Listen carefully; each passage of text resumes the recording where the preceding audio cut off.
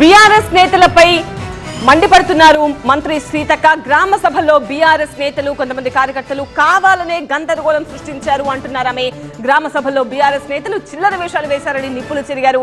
ప్రభుత్వ పథకాలపై అబద్ధాలు ప్రచారం చేస్తూ లబ్ధిదారులను ఆందోళనకు గురి చేస్తున్నారంటూ ఆగ్రహం వ్యక్తం చేశారు.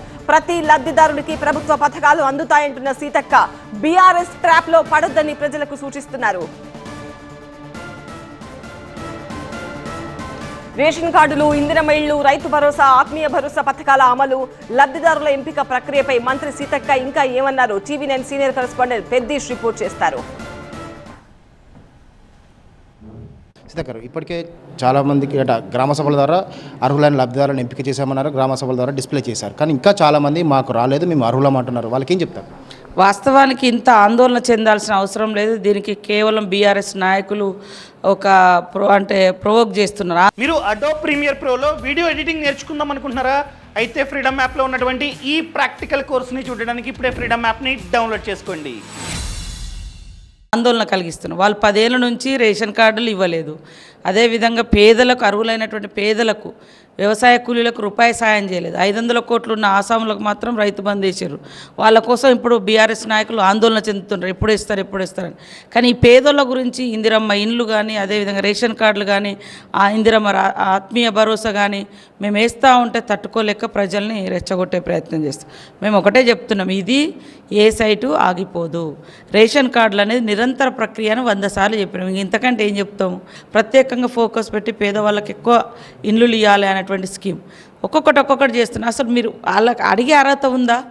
అసలు ఈ రకంగా గలాట చేయడంలో అర్థం ఏముంది? వాళ్ళు ఎంత అంటే చిల్లర వేషాలు ఇస్తున్నారు. గారు కూడా మీటింగ్ పెట్టడం జరిగింది పథకాల మీద ఎట్లా అయ్యింది అనేది. సో ఆ మీటింగ్లో ఫైనల్ చేస్తారు. మ్యాక్సిమం 26వ తారీఖు కొన్ని స్కీమ్స్ కొన్ని గ్రామాల కన్నా ఇచ్చి ఈ పథకాలను అఫీషియల్గా ప్రారంభించడం జరుగుతుంది. లబ్ధిదారులకు ఇవ్వడం అనేది 26వ తారీఖు నాడు కొంత ఇవ్వాలనేది డిసైడ్ చేయడం జరిగింది. దాంట్లో ఇంకా పూర్తి స్థాయిలో రేపు ఇంకే రకంగా పోదాం, ఇంకా ఈ వచ్చిన ఫీడ్బ్యాక్ని బట్టి సీఎం గారు రేపు మంత్రులకు కానీ, అదేవిధంగా మంత్రుల అభిప్రాయాలు కానీ తీసుకొని ముందుకు పోవాలనే ఉద్దేశంతో రేపు మీటింగ్ కూడా పెట్టడం జరిగింది. ఈ ఆందోళన చెందేటువంటి లబ్ధిదారులకు ఎటువంటి భరోసా కల్పిస్తారు? ఆందోళన చెందే లబ్ధిదారులకు నేను అడుగుతున్నా, మీరు 10 సంవత్సరాలు ఎన్ని ఇబ్బందులు పడ్డారు, ఏ పథకాలు రాకున్నా, కనీసం రేషన్ కార్డు లేకున్నా ఎన్నో కష్టాలు పడ్డారు. ఈరోజు మేము వచ్చిన ఏడాదిలోపే మేము ఒప్పుకున్నాయన్నీ ఇచ్చుకుంటూ వస్తున్నాం. కొంత ఓపిక పట్టండి, చూడండి మీ పేరు వస్తుందా చూడండి. అంతేగాని రాజకీయ నాయకులు చేసేటువంటి ప్రేరేపితంలో పోకండి. ఇచ్చేది మేము, ఇంకా మాకు 4 సంవత్సరాల టైం ఉంది ఎలక్షన్స్ పోవాలంటే. పేదోడికి రూపాయి ఇచ్చింది లేదు. నువ్వు 100 ఎకరాలు ఉన్న వాళ్ళకు లక్షల రూపాయలు లేనికి ఏమి ఇవ్వలేదు. మేము ఇస్తుంటే దీన్ని గింత రాద్ధాంతం చేస్తున్నారు. ప్రజలు ఆలోచించాలి అసలు.